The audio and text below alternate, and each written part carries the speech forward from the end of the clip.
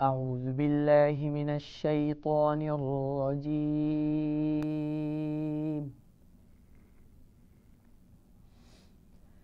بسم الله الرحمن الرحيم.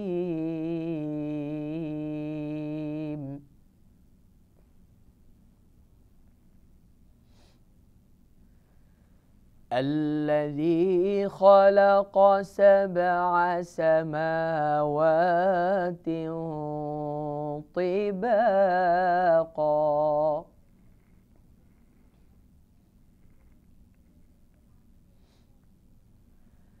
ما ترى في خلق الرحمن من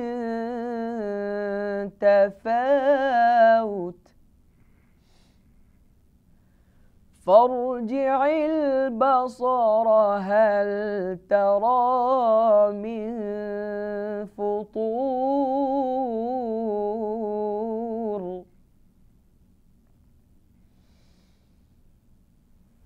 ثم ارجع البصر كرتين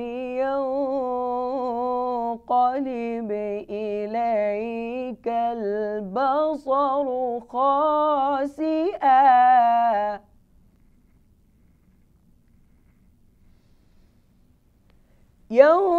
ينقلب إليك البصر خاسئا وهو حسير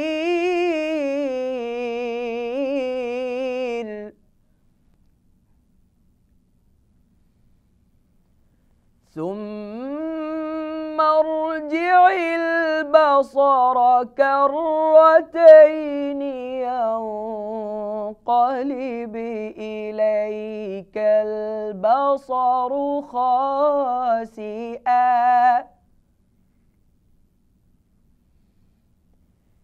ينقلب إليك البصر خاسئا وهو حسير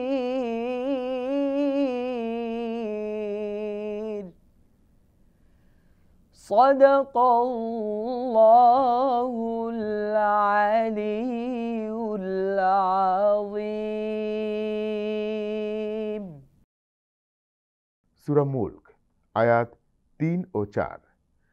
যিনি সৃষ্টি করিয়াছেন স্তরে স্তরে সপ্তাকাশ, দয়াময় আল্লাহর সৃষ্টিতে তুমি কোনো খুঁত দেখিতে পাইবে না।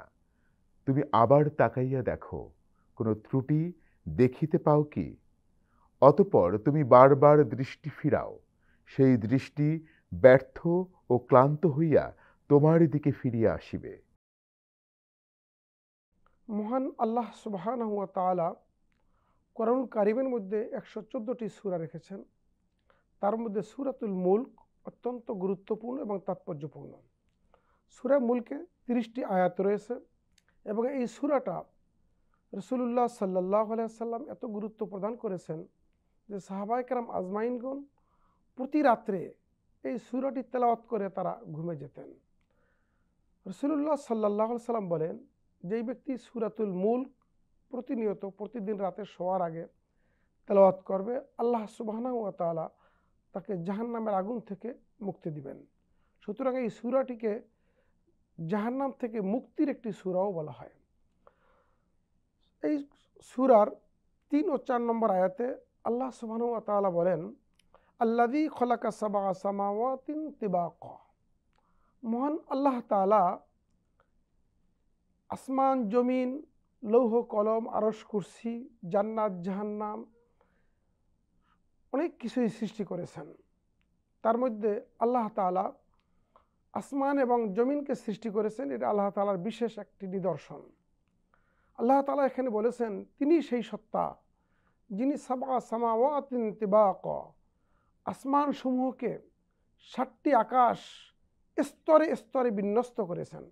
অর্থাৎ আল্লাহ তাআলা ৭টি আসমান তৈরি করেছেন, তা প্রত্যেকটা স্তরে স্তরে বিভক্ত এবং এক একটি আকাশ জমিন থেকে প্রথম আসমানের যে দূরত্ব, একটি দ্রুতগামী ঘোড়া যদি দৌড়াইতে থাকে তাহলে 500 বছর পর্যন্ত যেতে যে পরিমাণ সময় লাগে এর চেয়ে বেশি দূরত্ব হচ্ছে জমিন থেকে প্রথম আসমানের দূরত্ব। ঠিক প্রথম আসমানটাও এরকম পুরুত্ব হচ্ছে এত বড় বা মোটা, এমনিভাবে প্রথম থেকে দ্বিতীয় আসমানের দূরত্ব। এইভাবে আল্লাহ তাআলা 7টি আকাশ 7টি আসমান স্তরে স্তরে বিন্যস্ত করেছেন। মহান আল্লাহ সুবহানাহু ওয়া তাআলা বলেন, মা তারা ফি খালকির রহমান মিন তাফাউত, তোমরা আল্লাহর সৃষ্টির মধ্যে কি কোনো খুঁত দেখতে পাবে না। অর্থাৎ আল্লাহ রাব্বুল আলামিন এই যে আসমান জমিন সৃষ্টি করেছেন, যা কিছু সৃষ্টি করেছেন, মানুষ সৃষ্টি করেছেন, গাছপালা তরুলতা নদী খাল বিল যত কিছু সৃষ্টি করেছেন, কোনো সৃষ্টির মধ্যে কোনো ত্রুটি খুঁত তোমরা খুঁজে পাবে না। আল্লাহ সুবহানাহু ওয়া তাআলা এই কথার দিকে ইঙ্গিত করে আবার বলেছেন, ফারজিকিল বাসার হাল তারা মিন ফুতুর, তোমরা আবার দৃষ্টি নিক্ষেপ করো, আবার তাকাও, দেখো কোনো খুঁত খুঁজে পাও কিনা। কখনোই কোনো খুঁত খুঁজে পাবে না। আল্লাহ রাব্বুল আলামিন এই মানুষ সৃষ্টি করেছেন, দেখা যাচ্ছে কোথায় মুখ, কোথায় চোখ, কোথায় কান, কোথায় হাত, কোথায় পা, কোন জায়গায় কোনটা সৃষ্টি করলে মানুষের জন্য এই দুনিয়ার নিজাম সুন্দর থাকে, সিস্টেম সুন্দর থাকে, আল্লাহ রাব্বুল আলামিন সেভাবে সৃষ্টি করেছেন। কোনো বিজ্ঞানী আজ পর্যন্ত আবিষ্কার করতে পারে নাই যে এই সৃষ্টির মধ্যে এখানে খুঁত রয়েছে, ত্রুটি রয়েছে। সেই কথাই আল্লাহ তাআলা স্মরণ করিয়ে দিচ্ছেন। আল্লাহ রাব্বুল আলামিন এর পরবর্তী আয়াতে বলেছেন, সুম্মা রাজিল বাসার কাররাতাইনি ইয়ানকালিবু ইলাইকাল বাসার খাসিআন ওয়া হুয়া হাসির। আল্লাহ রাব্বুল আলামিন বলেন, আবার দৃষ্টিপাত করো, বারবার তাকাও আল্লাহর সৃষ্টির দিকে। যতবার তাকাবে তোমাদের দৃষ্টি ব্যর্থ হয়ে এবং ক্লান্ত হয়ে তোমাদের দিকেই ফিরে আসবে।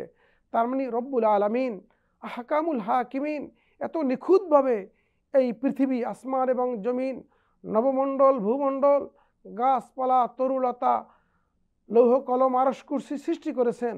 এর মধ্যে কোথাও কোনো ত্রুটি নেই। আল্লাহ রব্বুল আলামিন সৃষ্টিটা হচ্ছে নিখুঁত, নির্ভুল। এই কথাই আল্লাহ রব্বুল আলামিন জানিয়ে দিয়েছেন পৃথিবীবাসীকে যে তোমরা কেউ আল্লাহ তাআলার সৃষ্টির মধ্যে কোনো প্রকার কোনো ত্রুটি বিচ্যুতি, কোনো খুঁত খুঁজে পাবে না। এই জন্য আসুন আমরা মহান আল্লাহ রব্বুল আলামিন, যেই রব্বুল আলামিন আসমান এবং জমিনকে সৃষ্টি করেছেন নিখুঁতভাবে, যেই রব্বুল আলামিন এই মানুষকে সৃষ্টি করেছেন সুন্দর আকৃতি, সুন্দর অবয়ব দিয়ে, আমরা সুন্দরভাবে মহান আল্লাহ রব্বুল আলামিন ইবাদত বন্দেগী করে তার সন্তুষ্টি অর্জন করি। এবং তিনি যে দয়ালু, তিনি যে সৃষ্টির সেরা হিসেবে আমাদেরকে সৃষ্টি করেছেন, মা খলাকতুল জিন্না ওয়াল ইনসা ইল্লা লিয়াবুদুন, তার দাসত্ব আমরা যত যথাযথভাবে করতে পারি তাহলেই রব্বুল আলামিনের এই সৃষ্টির নিয়ামতের শুকরিয়া আদায় হবে। আল্লাহ রব্বুল আলামিন আমাদের সকলকে তৌফিক দান করুন।